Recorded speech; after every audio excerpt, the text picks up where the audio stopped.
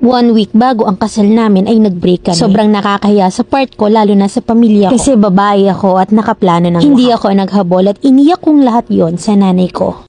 2010 nang hiniling ko sa simbahan na kung sasaktan lang ako ng taong mahal ko at hindi niya makikita yung worth ko, bigyan niya ako ng sign at bibitaw ako. Sabi ko, i-heal niya ako at i-ready niya akong mag-move at ibigay na niya yung taong para sa akin. And after ko magsimba noon ay dumiretso agad ako sa kaibigan ko. Napataon naman na may birthday na barkada niya, so sinama niya ako. Nang gabing yon, ewan ko ba na may kakaibang guy na kumuon sa amin ng best friend ko. Birthday ng kaibigan niya na kaibigan rin ng best friend ko. So iisang circle of friends kami pero kami yung strangers sa isa't isa. Sobrang naging close agad kami ng gabing yon. Tinanong kami ng buong barkada kung kami na ba. At tinanong niya ako directly sa mata na kung oo na ba. At nag-yes na ako. Ewan ko ba kung anong nangyari. Grabe yung naging kami agad the day we've met. Na usually hindi naman talaga ako easy to get na babae. Siguro kasi dahil broken ako at broken din siya that time. So ang mindset ko lang talaga is para mag-move on. Pero siya, nalabat first date daw siya sa akin. When he first saw me. Akalain mong sa inuman kami nagkakilala pero ako yung babaeng hindi maalam uminom. Ang galing ng tadhana. Nung magkahiwalay kami ng gabing yun, nakala ko hanggang doon na lang. Kinaumagahan, nakala ko panaginip lang na may boyfriend ako. Pero dahil nung gabi nagkapalitan kami ng number, so expected na may magte-text. At tumunog yung cellphone ko. May number na nag-text sa akin na hindi nakaregister sa phone ko. At pag-open ko, "Hi baby ko, good morning." At doon ko na nalaman na seryoso siya. Lagi akong inspired pumasok nun sa work. Ahead ako sa kanya, kaya nauna akong gumraduate. Habang siya naman ay 3rd year college that time. Nagtuloy-tuloy kami until 3 months ay hindi pa kami legal both parents. Takot kasi ako magpakilala ng boyfriend sa bahay that time kasi wala pa naman akong napapatunayan. Pero nung 3 months kami, doon ko nalaman na nakikipagharutan siya sa iba sa college friend niya. Isang kaibigan ko ang nagchuchu sa akin. Agad akong nakipag-break. Kahit na deep inside ay napamahal na ako sa kanya. Hindi ko pinahalatang masakit. Kahit na nga sobrang sakit. Hindi kasi siya mahirap mahalin. Kasi nabalitaan kong playboy pala siya. At sanay makipaglaro. Too late ko na yon nalaman. Habang ako naman kasi ay second boyfriend ko pa lang siya. Wala na talaga akong balak makipag-ayo. Nakakatakot siya kaya kailangan kong panindigan. Pero sabi niya gusto daw niyang maging legal kami para malaman ko na seryoso siya. Alam kasi rin niya na stricto yung nanay ko at siya pa lang ang lalaking ipapakilala ko sa bahay if ever. Fast forward nga ay hinarap niya yung nanay ko. Halata ko sa kanya nakainom siya. Pangpalakas daw ng loob niya, bulong niya sa akin. Pinakita niyang seryoso siya sa akin. So ako naman ang nagpunta sa kanila para pareho na kaming legal both families. Hindi ko expected na magkakaseryosohan kaming talaga. 4 years kaming mag-boyfriend nang naisipan naming magpakasal. At dahil ayaw naman namin maagrabyado yung both parents namin at nasa age na rin naman kami, hindi na namin inabalo yung parents namin sa pampakasal namin na pareho naming pinagsumikapan. 1 month bago ang kasal namin ay naghiwalay kami. Yes na naman, for the second time. Ewan ko ba na kung kailan malapit na yung kasal namin ay saka kami na stress sa isa't isa. Yung invitation, yung motive, at pag na-late ang isa sa seminar ay away na naman. Na pati ang entourage ng kasal namin ay pinag-awayan namin dahil ang dami nakikisawsaw. Siguro dahil na rin sa pagod sa trabaho kasi nag-leave lang naman kami para mag-asikaso. Na kahit sa part ng pamilya ko'y nakakahiya kasi ako yung babae. Hindi ako naghabol. Iniiyak kong lahat yon sa nanay ko. Sobrang iyak ko ay napansin ako ng nanay ko. Tanong niya sa akin nakuha ka na ba niya? Sa 4 years namin, tiwala pa rin ng nanay ko na Virgin Mary ako. Pero hindi ko sinabi sa kanya na ibigay ko na yung bandera sa Smith. Cross finger kong sinabi na hindi pa po. Sagot niya sa akin hindi pa pala. Hayaan mo na siya, walang nawala sa'yo. Siguro hindi lang talaga kayo. May lalaki pa na magseseryoso sa'yo na mas higit pa sa umalis. At hindi ka naman pangit para hindi makakilala pa. Pero kinaumagahan ay naging okay rin kami. Nagsorry kami sa isa't isa. Magpapakipot pa ba? Siyempre umuo na ako. Sayang na yung mga nagastos namin At ayun na nga, natuloy rin ang kasal namin sa katedral kung saan ko siya hinili. Ngayon nga legal wife na ako at meron na kaming 3